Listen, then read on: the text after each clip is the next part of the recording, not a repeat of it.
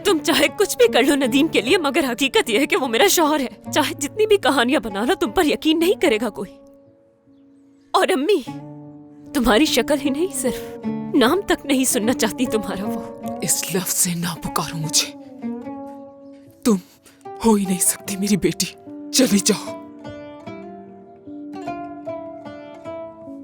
कोई नहीं है यहाँ तुम्हारा, जाओ।